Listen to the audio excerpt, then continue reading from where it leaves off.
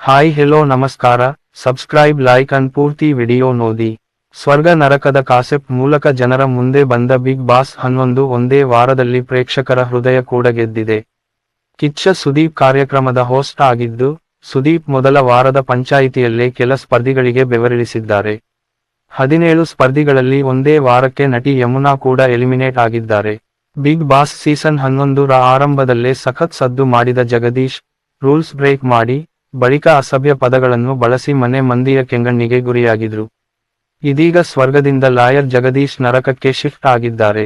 Captain ಹಂಸ ನಿರ್ಧಾರದಿಂದಲೇ ಜಗದೀಶ್ ನರಕವಾಸಿಯಾಗಿದ್ದಾರೆ. ಇನ್ನು big boss ಆರಂಭದಲ್ಲೇ voting ಮೂಲಕ ಸ್ವರ್ಗಕ್ಕೆ ಯಾರು, ನರಕಕ್ಕೆ ಯಾರು ಎಂದು ಡಿಸೈಡ್ ಮಾಡಲಾಗಿತ್ತು.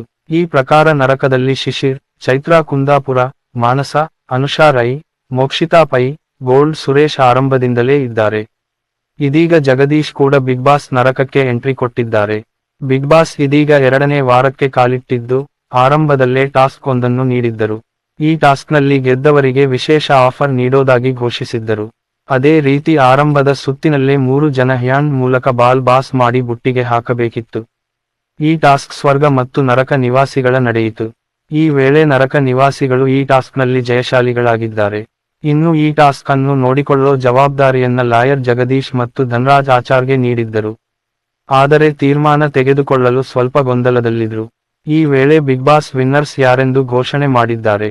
ಜೊತೆಗೆ ಕ್ಯಾಪ್ಟನ್ ಹೆಸರೇಳಿ ಬಿಗ್ ಬಾಸ್ ಕಳಿಸಿರೋ ಪತ್ರವೊಂದನ್ನ ಜೋರಾಗಿ ಓದುವಂತೆ ಹೇಳುತ್ತಾರೆ.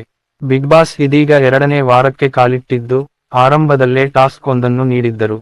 ಈ ಟಾಸ್ಕ್ನಲ್ಲಿ ಗೆದ್ದವರಿಗೆ ವಿಶೇಷ ಆಫರ್ ನೀಡೋದಾಗಿ ಘೋಷಿಸಿದ್ದರು. ಈ ಪತ್ರದಲ್ಲಿ, ಈ ಟಾಸ್ಕ್ನಲ್ಲಿ ವಿನ್ ಆದ ನರಕ ನಿವಾಸಿಗಳಿಗೆ ಇನ್ಮುಂದೆ ದಿನದ 3 ಹೊತ್ತು ಊಟ ಸ್ವರ್ಗ ನಿವಾಸಿಗಳು ಮಾಡಿಕೊಡಬೇಕು ಎಂದು ಆದೇಶಿಸಲಾಗಿದೆ. ಅಷ್ಟೇ ಅಲ್ಲದೆ ನರಕ ನಿವಾಸಿಗಳು ಕೇಳಿದ್ದನ್ನು ಸ್ವರ್ಗ ನಿವಾಸಿಗಳು ಮಾಡಿಕೊಡಬೇಕು. ಈ ಆಫರ್ ಕೇಳಿ ಸದ್ಯ ನರಕ ನಿವಾಸಿಗಳು ಫುಲ್ ಖುಷಿಯಾಗಿದ್ದಾರೆ.